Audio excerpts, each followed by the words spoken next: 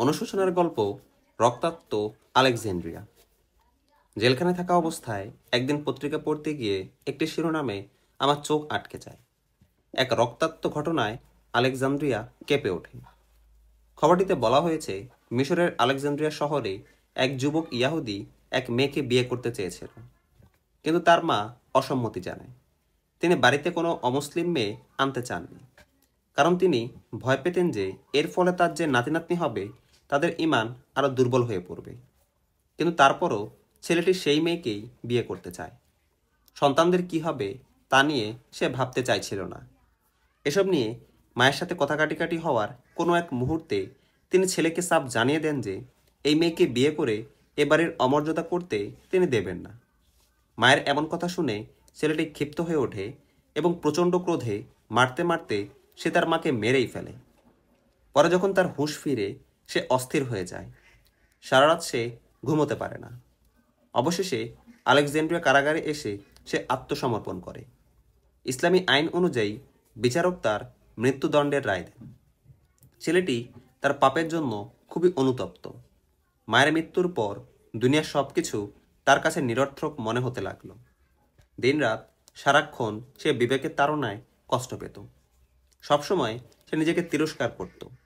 সে নিজেই অবাক হতো যে কিভাবে সে এত ভয়ঙ্কর একটি কাজ করল।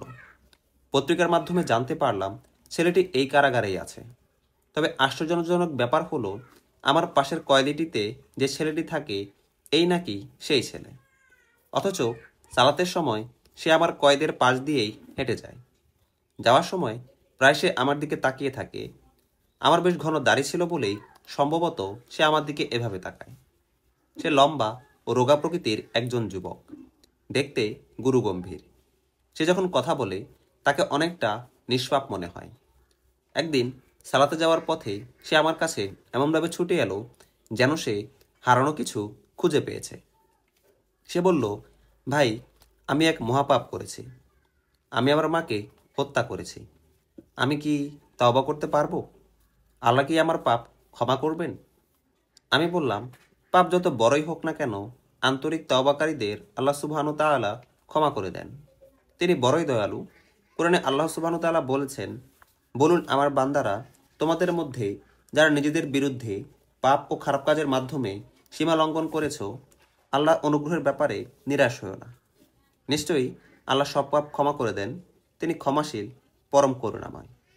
সূরা আজ-জুমার আয়াত নম্বর 53। আমার মুখে এই পবিত্র আয়াতটি শোনার পর ছেলেটির মুখ খুশিতে উজ্জ্বল হয়ে উঠল। আমি বললাম, ভাই, আন্তরিকভাবে আল্লাহর কাছে ক্ষমা চাও, তোমার মায়ের জন্য ক্ষমা প্রার্থনা করো। আশা করি তোমার দুয়ার কারণে আল্লাহ তোমার মাকে ক্ষমা করবেন। তখন তোমার মাও হয়তো বিচার দিবসে তোমাকে ক্ষমা করে দেবেন। তাই তোমার উচিত আল্লাহর কাছে বেশি বেশি ক্ষমা চাওয়া। কথা শেষে আমরা নিজ নিজ কক্ষে চলে গেলাম। আমার পায়ে বেরি পরানো ছিল, কারণ আমি ছিলাম বিশেষ অপরাধীদের কয়েদে। এরপর অনেকদিন কেটে গেল। একদিন ছেলেটিকেও এনে বিশেষ অপরাধীদের কয়েদে ঢোকানো হলো। আমি তাকে জড়িয়ে ধরলাম, জিজ্ঞেস করলাম আমাকে সে চিনতে পেরেছে কিনা। সে বলল, জি ভাই, আপনাকে চিনেছি। আপনার মাধ্যমেই আল্লাহ আমার জন্য ক্ষমার দরজা খুলে দিয়েছেন। আপনার কাছ থেকে উপদেশ গ্রহণের পর আমি প্রতিনিয়ত মায়ের জন্য ক্ষমা চাই। এখন আমি সালাত ও কোরআন তেলাওয়াতে কখনো অবহেলা করি না। আমি দেখলাম সে সত্য বলছে। সে সবসময় সালাত আদায় করে, আল্লাহর কাছে ক্ষমা চায়, প্রতিদিন কোরআন পাঠ করে, প্রতি 7 দিনে একবার কোরআন খতম করে। আল্লাহ এবং মায়ের কাছ থেকে ক্ষমা পাওয়ার জন্য সে সব কিছু করত। নবী সাল্লাল্লাহু আলাইহি সাল্লামের সুন্নাত মোতাবেক প্রতিনিয়ত সে আল্লাহর কাছে প্রার্থনা করত। একদিন কেউ তাকে বলল, একজন হাফিজের মা বাবার মাথায় কিয়ামতের মাঠে উজ্জ্বল মুকুট পরানো হবে। তৎক্ষণাৎ সে আমার কাছে এসে কথাটির সত্যতা জানতে চাইল। আমি বললাম, একদম সত্যি কথা। নবী সাল্লাল্লাহু আলাইহি সাল্লামের হাদিসে এমনটিই বলা হয়েছে। তারপর সে প্রশ্ন করল, আমার পক্ষে কি এই মর্যাদা অর্জন করা সম্ভব? আমি বললাম, আল্লাহর শপথ, ভাই, আল্লাহর উপর বিশ্বাস রেখে এই মহৎ উদ্দেশ্য অর্জনে আত্মনিয়োগ করো।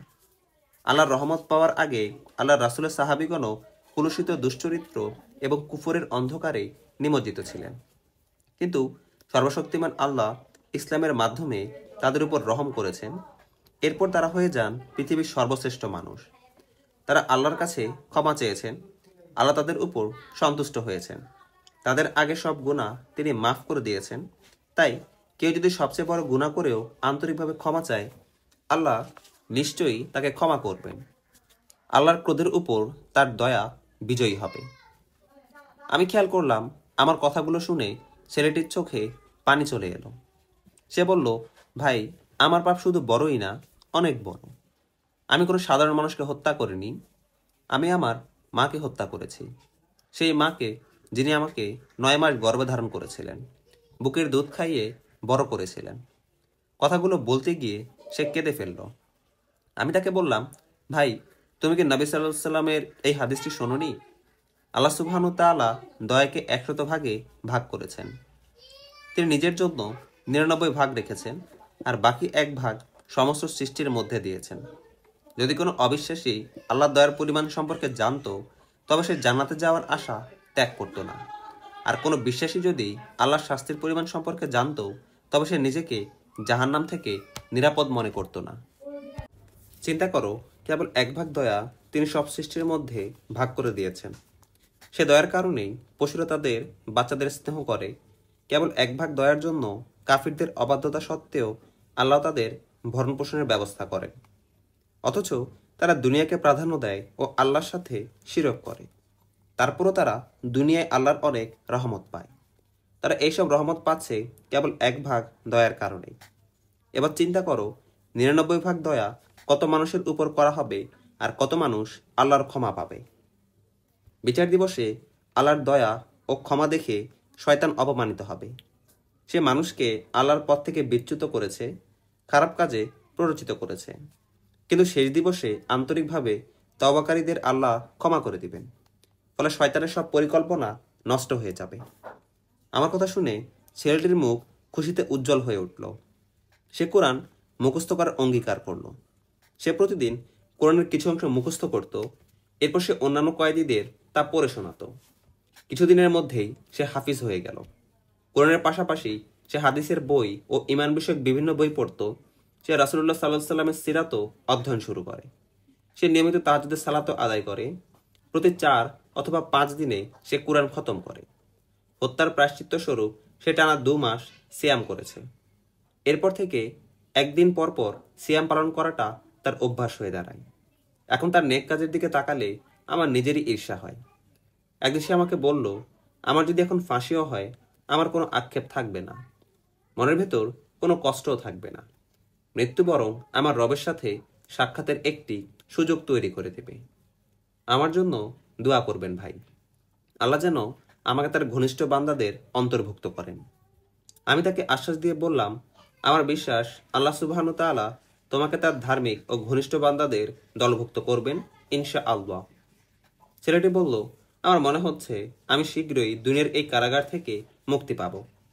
ভাই, আমাকে এমন একটা উপদেশ দিন যা জীবনে সাফল্য অর্জনে আমার কাজে আসবে। আমি তাকে বারবার লা ইলাহা ইল্লাল্লাহ পড়তে বললাম, কিন্তু সে নিমুক্ত দোয়াটি পাঠ করে আমার কাছে জানতে চাইল, এ ব্যাপারে আপনার অভিমত কি। দোয়াটি হলো, আপনি ছাড়া কোনো সত্য ইলাহ নেই, আপনি পবিত্র, মহান, আমি তো সীমা লঙ্ঘনকারী। আমি বললাম, আমার ভাই, তুমি খুব ভালো একটা দোয়া পছন্দ করেছো, তোমার উচিত সবসময় এটি পাঠ করা। আশা করি এই দোয়ার কারণে তোমার প্রতি আল্লাহর দয়া হবে এবং তিনি তোমাকে মাফ করে দেবেন। হ্যাঁ, আরেকটি কথা, শেষ সময়ে 2 রাকাত নফল নামাজ আদায় করতে ভুলে যেও না। আর তোমার জিহ্বাকে আল্লাহর জিকিরে সিক্ত রেখো। ছেলেটি কয়েকজন কয়েদিকে কিছু খাবার দাবার দিল। এরপর সে পরের দিনের জন্য প্রস্তুত হতে লাগলো। পরদিন সকাল 7টায় তাকে ফাঁসি দেওয়া হবে। ফজরের আজানের সময় আমার ঘুম ভাঙল। তখন ছেলেটি ফজরের সালাত অবস্থায় করে জিকির আজগার করছিল। এরপর তার ফাঁসির সময় চলে এলো। সেই আয়াতটি বারবার পড়তে পড়তে সে আমার সামনে দিয়ে ফাঁসির কাষ্ঠের দিকে চলে গেল। অন্যান্য কয়েদিরা জানলা দিয়ে তার দিকে তাকিয়েছিল। সবাইকে সালাম দিল। সে কালিমা পাঠ করছিল, কারণ সে রাসূলুল্লাহ সাল্লাল্লাহু আলাইহি সাল্লামের সেই হাদিসটি জানত যেখানে বলা হয়েছে, যা শেষ বাক্য হবে লা ইলাহা ইল্লাল্লাহ, সে জান্নাতি। ফাঁসি কাষ্ঠে মৃত্যুর পূর্বে সে 2 রাকাত নফল সালাত আদায় করল। তারপর নির্ধারিত সময়ে তাকে ফাঁসি দেওয়া হলো। ফাঁসির কিছুদিন আগে ছেলেটি স্বপ্ন দেখেছিল তার মা বলছেন, আমার সন্তান, আমি তোমার উপর খুব খুশি, আমি তোমাকে মাফ করে দিয়েছি। সুবহানাল্লাহ, মাশাআল্লাহ। লোভের তাড়না। মিশরের এক ধনী লোকের 3 ছেলে ছিল। বৃদ্ধ বয়সে কোনো ছেলেই তাদের বাবা মা সেবা যত্ন করতো না। বৃদ্ধ বাবা সিদ্ধান্ত নিলেন তার যা সম্পত্তি আছে সব তিনি সন্তানদের ভাগ বাটোয়ারা করে দিয়ে দেবেন। এতে করে সন্তানরা লাভবান হবে এবং অন্তত এই জন্য হলেও তারা বৃদ্ধ বাবা মায়ের সেবা যত্ন করবে। সন্তানদের মধ্যে সম্পত্তি ভাগ করে দেওয়ার ব্যাপারে মনস্থির করার পর তিনি স্ত্রীর সাথে এ ব্যাপারে আলোচনা করলেন। স্ত্রীও সম্মতি দিলেন। কয়েকদিন পর সেই বৃদ্ধ বাবা ছেলেদের ডেকে বললেন, আমার সন্তানেরা, তোমরা জানো টাকা উপার্জনের পেছনে আমি আমার জীবন যৌবন নিঃশেষ করে দিয়েছি। তোমাদেরকে আমি ভালো পরিবারের মেয়ে দেখে বিয়ে করিয়েছি। সময়ের বাস্তবতায় আমি এখন বৃদ্ধ, আগের মতো কাজ করার ক্ষমতাও আমার নেই। আমি সিদ্ধান্ত নিয়েছি আমার সব সম্পত্তি তোমাদের ভাগ করে দেব। আমি চাই তোমরা এই সম্পদের সদ্ব্যবহার করো, সম্পদে বিনিয়োগ করে তোমাদের ধন সম্পদকে আরও বৃদ্ধি করো, জীবনকে সুখী করো, আর সম্পদের কিছু অংশ আল্লাহর পথেও ব্যয় করো। এবং তোমাদের কাছে আমার বিনীত অনুরোধ, আমাদের কিছুটা সেবা যত্নও করো, কারণ আজ আমরা তোমাদের উপর নির্ভরশীল হয়ে পড়েছি। এক বুক স্বপ্ন লালন করেছি তোমাদের নিয়ে। তোমরা সেই শৈশবে থাকতেই আমাদের কাজ, চিন্তা সবকিছু ছিল তোমাদেরকে কেন্দ্র করেই। তোমরা একদিন বড় হবে, মানুষের মতো মানুষ হবে। আমরা আমাদের বার্ধক্যের সময়টুকু তোমাদের হাত ধরে নিশ্চিন্তে কাটিয়ে দিতে পারবো, এরকম স্বপ্নের জাল বুনেছি সারা জীবন। আমাদের অবহেলা করো না। আমি বিশ্বাস করি আল্লাহ সুবহানাহু ওয়া তাআলা আমাদের নিয়ে কখনো নিষ্ফল করবেন না। সন্তানেরা বাবা মার সেবা যত্ন করার প্রতিজ্ঞা করে নিজেদের সব সম্পত্তির অংশ বুঝে নিল, কিন্তু এরপর তারা নিজ নিজ ব্যবসা নিয়ে ব্যস্ত হয়ে পড়ল। কিছুদিনের মধ্যেই এমনভাবে সম্পদের নেশায় পড়ে গেল যে বাবা মা সম্পর্কে সম্পূর্ণ অবহেলা করতে লাগলো তারা। প্রত্যেকেই মনে করত বাকি 2 ভাই বাবা মার সেবা যত্ন করবে, এমনকি তাদের কেউই বাবা মার সাথে দেখা পর্যন্ত করতো না। অনেক সময় সারা মাসে একবারও বাবা মাকে দেখতে যেত না। একদিন বৃদ্ধ বাবার এক বন্ধু তার সাথে দেখা করতে এলেন। অনেকদিন পর বন্ধুকে পেয়ে তিনি খুব খুশি হলেন। মনের সব দুঃখের কথা তিনি খুলে বললেন বন্ধুকে। এখন তার নিজের কোনো সম্পত্তি নেই, সবকিছু তিনি সন্তানদের দিয়ে দিয়েছেন, কিন্তু তারপরও সন্তানরা তার প্রতি অবহেলা করে। একথা বলতে বলতে তিনি কান্নায় ভেঙে পড়েন। তার বন্ধু ছিলেন একজন বিজ্ঞ মানুষ। তিনি এই সমস্যার সমাধানে সাহায্য করতে চাইলেন। এরপর তিনি এমন একটা পরিকল্পনা করে বৃদ্ধ লোকটিকে জানালেন, কিন্তু জানালেন যে এই ব্যাপারটা গোপন রাখতে হবে যথাসম্ভব। এরপর বাবা সেই বন্ধু একে একে 3 ছেলের কাছে গেলেন এবং সবাইকে একটি কথাই বললেন, বাবা, তুমি জানো আমি তোমার বাবার খুব পুরনো বন্ধু। আমার পরামর্শ ছাড়া তোমার বাবা কখনোই কোনো সিদ্ধান্ত নিতেন না। ব্যবসার লেনদেন, বেচাকেনা এবং সকল সমস্যায় আমি তাকে পরামর্শ দিতাম। অনেকদিন আগে তোমার বাবা সম্পদের একটা বড় অংশ আমার দায়িত্বে ছেড়ে দিয়েছিলেন। এর পরিমাণ তার সব সম্পত্তির প্রায় 1/3। তোমরা তো জানোই যে আমার নিজেরই অনেক সম্পত্তি রয়েছে। নিজের সম্পত্তির দেখভাল করতে গিয়ে তোমার বাবার হস্তান্তর করা সম্পদের ঠিকমতো দেখাশোনা করা আমার পক্ষে এখন আর সম্ভব হচ্ছে না। তাই তোমার বাবার সম্পত্তি আমি ফিরিয়ে দিতে চাই। কাল সকালে তোমাদের সামনে এই সম্পদ তোমার বাবাকে আমি ফিরিয়ে দেব। শোনো, তোমাকে একটা গোপন কথা বলি। তোমার বাবার এখন বয়স হয়েছে, তাই সম্পদের প্রতি তার কোনো আসক্তি নেই। এই সম্পত্তি তিনি তোমাদের দিয়ে দেবেন। তোমাদের মধ্যে যে সবচেয়ে বেশি তাদের সেবা যত্ন করবে তাকেই তিনি এই সম্পদ দেবেন বলে আমার কাছে জানিয়েছেন। আমি তোমাকে এই গোপন কথাটা বললাম কারণ আমি চাই তুমি সবচেয়ে বেশি তার সেবা করো। তোমার বাবার মুখে আমি তোমার প্রশংসা শুনেছি। আশা করি তিনি তোমাকেই সব সম্পত্তি দেবেন। তখন তুমি অনেক ধনী হয়ে যাবে। খবরদার, আমার কথাগুলো তোমার অন্য ভাইদের কানে যেন না যায়। এই কথা শুনলে তারা তোমার কাছে সম্পত্তির ভাগ চেয়ে বসতে পারে, মনে থাকে যেন। বিজ্ঞ বন্ধুর কথায় 3 ভাই বেশ অনুপ্রাণিত হলো। পরদিন খুব সকালে 3 জনই বাবার কাছে গেল। সবাই সাধ্যমতো বাবার সেবা যত্ন করে তাকে খুশি করার সর্বাত্মক চেষ্টা করতে লাগলো। এর কিছুক্ষণ পরেই বাবার বন্ধু এলেন। তিনি তিন ভাইকে একত্রে দেখে খুব অবাক হলেন এবং বুঝতে পারলেন আজ সম্পদের লোভে এরা সবাই সকাল সকাল এসে উপস্থিত হয়েছে, অথচ আজ কতদিন হলো তার বাবাকে দেখতে পর্যন্ত আসেনি। বাবার বন্ধুটি সঙ্গে সঙ্গে একটি তালাবদ্ধ ট্রাঙ্ক নিয়ে এসেছেন। সেটা এতই ভারী ছিল যে দুজন যুবক সেটাকে বহন করে নিয়ে এসেছিল। বন্ধুটি বৃদ্ধ বাবাকে বললেন, বন্ধু, তুমি আমার উপর তোমার সম্পত্তির দায়িত্ব অর্পণ করেছিলে, কিন্তু আমি আর এগুলো রাখতে পারছি না বলে দুঃখিত। তাই তোমার সন্তানদের সামনে আমি সব ফিরিয়ে দিলাম। বাবা বন্ধুকে আড়ালে ডেকে নিয়ে জানতে চাইলেন ট্রাঙ্কে আসলে কি আছে। তিনি জানালেন এটা একটা চালাকি। তিনি কাউকে একথা বলতে নিষেধ করে দিলেন। এরপর তারা ছেলেদের কাছে ফিরে গেলেন। বাবার বন্ধু বললেন, তোমাদের বাবার সম্পদ আমি আজ তার কাছে ফেরত দিলাম। তোমরা সবাই সাক্ষী থাকো। এখন আমি দায়িত্ব থেকে অব্যাহতি পেয়েছি। এখন থেকে এর কোনো দায় দায়িত্ব আর আমার উপর থাকলো না। একথা বলে তিনি বাবার হাতে ট্রাঙ্কের চাবিটি তুলে দিলেন।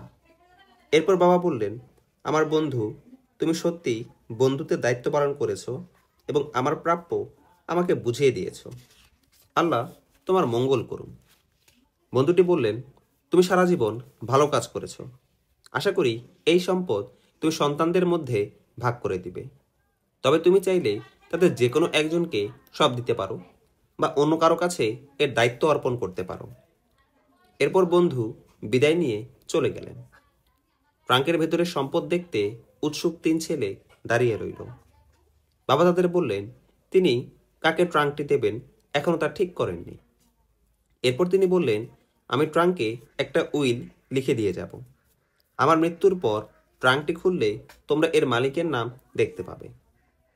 তিন ছেলে একেবারে হতাশ হয়ে পড়ল, কারণ তারা ভেবেছিল বাবা এখনই তাদের ট্রাঙ্কটি দিয়ে দেবেন।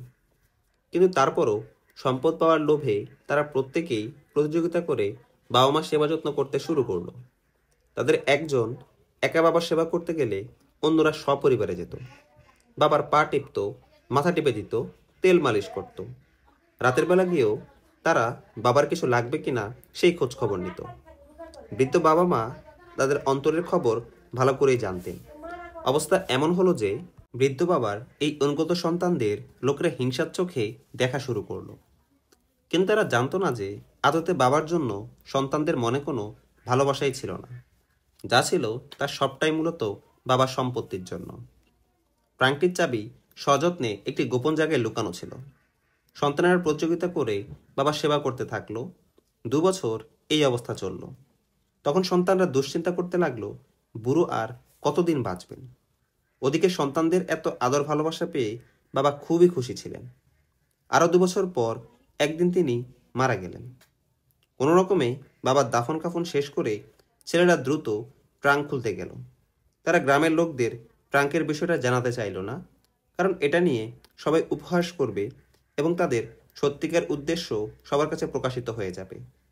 তাই তারা বাবার পুরনো বন্ধুকে সাক্ষী হিসেবে রেখে তাকে দিয়েই ট্রাঙ্ক খোলার সিদ্ধান্ত নিলেন। তারপর বাবা সেই বন্ধুকে ডেকে এনে তার হাতে চাবি দিয়ে ট্রাঙ্কটি খুলতে বলল। শ্বাসরুদ্ধকর অবস্থায় প্রত্যেকে তখন উইলে নিজের নাম দেখার স্বপ্নে বিভোর, কারণ তারা প্রত্যেকেই যথাসাধ্য সেবা যত্ন করেছে। ট্রাঙ্ক খোলার পর তারা যা দেখল তাদের চোখকে তারা বিশ্বাস করতে পারছিল না।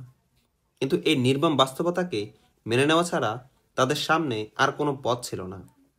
ট্রাঙ্কের টাকা পয়সা, সোনারূপা কিচ্ছুই নেই, কেবল পাথর আর মাটি। তার হতবাক হয়ে গেল। ট্রাঙ্কের ভেতর একটা ছোট্ট কাগজের টুকরা ছিল। বাবার বন্ধু কাগজের টুকরাটি নিয়ে পড়া শুরু করলেন। পরম করুণাময় ও অসীম দয়ালু আল্লাহর নামে শুরু করছি। এই ট্রাঙ্ক ও এর ভেতরের মাটি তোমাদের মতো অবাধ্য সন্তানের জন্য। তোমরা বাবার প্রতি দায়িত্ব পালনের জন্য সেবা যত্ন করনি, বরং লোভের তাড়নায় করেছ। ছেলেরা লজ্জায় মারা যাচ্ছিল। তাদের আসল উদ্দেশ্য প্রকাশ হয়ে যাওয়ায় তারা চরমভাবে অপমানিত হলো। তাদের চেহারা অপমানে লাল হয়ে গেল। তারা বুঝতে পারল এটা বাবার বন্ধুর চালাকি। এরপর বাবার বন্ধু ছেলেদের উদ্দেশ্যে বললেন, হ্যাঁ, এটাই হলো বিচক্ষণতা, এটাই আমার বুদ্ধি। আমি মাটি ভরে নিয়ে এসেছিলাম, কারণ তোমাদের বাবা আমাকে বলেছিলেন সম্পদ ভাগ করে দেওয়ার পরও তোমরা তাকে অবহেলা করেছ। তোমরা তোমাদের শপথ ভঙ্গ করেছ। তাই আমি এই চাল চেড়েছি, যারা সম্পদের লোভে হলেও শেষ বয়সে তোমরা বৃদ্ধ বাবার সেবা যত্ন করো। বাবার বন্ধুর কথা শুনে তারা বুঝতে পারল যে বাবার প্রতি তারা দায়িত্ব পালন করেনি, আর সত্যি অকৃতজ্ঞ লোভী সন্তান। এ কারণে তারা বাকি জীবন অনুতপ্ত হয়েছে।